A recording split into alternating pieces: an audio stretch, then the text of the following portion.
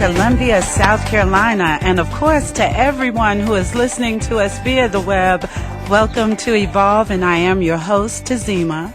And this evening, I am so very, very honored to have a guest calling all the way from Glastonbury. I hope I pronounced that right. England. And his name is Timothy Freke. His best-selling book, The Jesus Mysteries, has been considered controversial by some and refreshing and enlightening by others, myself included, okay? He is also the author of Jesus and the Lost Goddess, The Laughing Jesus, The Gospel of the Second Coming, Lucid Living, which I love that one too, and his latest book, How Long Is Now. Several of his books have also been used at universities as a teaching tool. So Tim is also referred to as the stand-up philosopher and an internationally respected authority on world spirituality. So without further ado, I would like to introduce you guys to Timothy Freke. Timothy, are you there? I am. Well, welcome to Evolve. A lovely introduction, and hello from Glastonbury. Glastonbury, that's how it's pronounced. Well, that's it. That's how you pronounce it if you live here. Oh. Okay, well, listen, first of all, before we get into it, I have to mention this. It is right now 7 minutes past midnight where you're calling from, and so I have to say thank you so much for, staying up this late to speak with us this evening. It's been a real pleasure. Hopefully you'll get some sense out of me. Well, I know I will because, see, I've read your books. But anyway, tonight we're going to be discussing the mystery and spiritual awakening. So the first thing I want to ask you, Tim, is can you explain to us what is the mystery and what do you mean by spiritual awakening? Well, I've started to call this state of awakening the mystery experience because it seems to me that life is incredibly mysterious, Tazima, and it's such an obvious thing to say, and yet what really fascinates me is that so much of the time we go about our lives as if we know what it is to be alive, as if we know who we are, we know what life is, we know what's to be done, and yet it only takes a second to stop and realize that really, underneath it all, we have no idea what is happening right now. Right. We don't know we're having this amazing experience. I mean, right now, I'm sitting here in my office at the end of my garden, and it's dark, and it's night, and the stars go on forever out the window, and I'm reaching across through space and time to you in another continent, and we're connecting, and we're conscious, and we're alive, and we're on this strange journey through life, and we don't know what it is. Now, what I notice is that if you become conscious of that profound mystery of existence, instantly your state of consciousness starts to change. From being very closed in and thinking you know what it is, it's like something starts to open up, and you start to look at what's happening right now in a whole new way, and you can just see the wonder of it, the extraordinary nature of every moment. And that's the beginning of this process which people call awakening. So when you put your consciousness, you're saying basically once you fully become aware, so in other words, you're totally aware of the experience that you're having in this moment. Is that what you mean by that? Yeah, I mean that partly. I mean that's certainly part of it for sure. Is that you really just to notice that will do it. Just to, I mean, anything. Just to to notice a color, to feel what it is to breathe. It's one of my favorites. Most of the time we're just breathing, and then if you actually pay attention, it's exquisite. I mean, just to breathe is, my God, what is that? Ooh, it's kind of almost sexy. It's kind of like, wow, this is really, I mean, I did one point in my life when I was much younger and exploring all of this, I did a year of meditation where I did pretty much nothing but concentrate on my breath. I thought I'd become enlightened. Didn't happen. What happened instead was even more interesting. I just fell in love with breathing. I just thought, this is great. What more could I want than just to breathe? It's enough. Yeah. More than enough. And that's just by paying attention to what's already there and seeing, I don't know what it is to breathe. What is it to be what I love about science, for instance.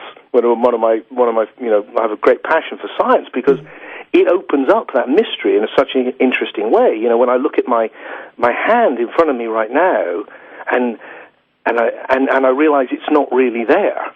That we now know that 99.99999 and too many nines to say now is nothing. Is nothing at all. Now, that's real hard for some people, including myself, to wrap our minds around the fact that you say you're looking at your hand, but your hand isn't there. Isn't it? Isn't that fascinating? I've just finished a book called The Mystery Experience, which won't be out, unfortunately, until May. Okay. But one of the things that I stuck in there, which I loved, was, one of these mad things that people had worked out, some of these scientists had worked out. They said, if you took all of the subatomic particles, the bits that seem to be there, the really, of the 7 billion people on this planet, and you put them all together, it would form about the size of a grain of rice. Exactly. I remember reading that. And that blew my mind as well. You just go, and so what I'm trying to get at with that is, like, we think we know what this is, and we really, really don't. Isn't that interesting? So what happens if we pay attention? We need to know what this is. Don't get me wrong. I needed to know it was 12 o'clock. I needed to ring you. I'd made an arrangement. I'm watching the internet. All of that. We know. I know who I am. I'm Tim, and you're Tazima, and you're running your show. And yet underneath it, look below the surface, and below all the stuff we know, fundamentally, the foundation is built on something we profoundly don't know. And yet it seems like many of us profess to know that through our religious teachings or our religious books. I know, and one of the things when you mentioned the controversial side of my work, which is something which it happened more when I was writing scholarly books some years ago, is to just say, look, we need to question this. We need to really look at this because... And when you say question this, Tim, you're referring to... The whole thing. Okay. Religion. That at the heart of religion, what I see, having studied all of the world's religions and written books on most of them, that they've all come from people who've woken up to the mystery, who've had a spiritual awakening, who found that behind who we think we are, there's something deeper, and we can talk about what that is later and what that means. But each one of them has kind of calcified into its opposite. So something which was about opening to the mystery becomes actually about knowing. I'm certain. I believe.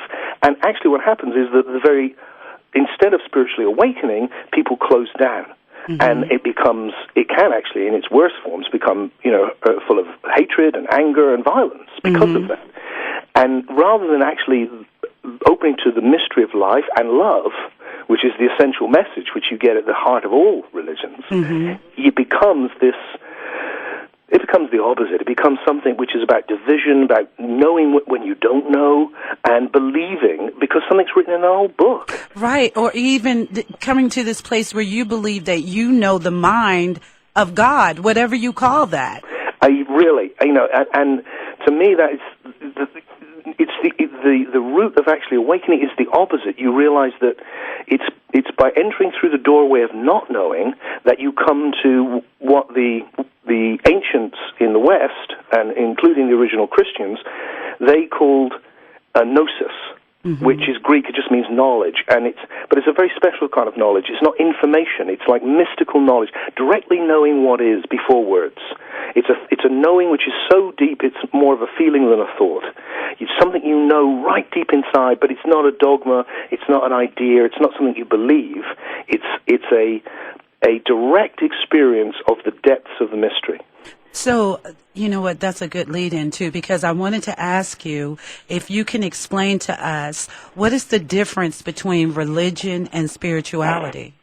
Well, I think that's exactly what we've been exploring, is that religion is about...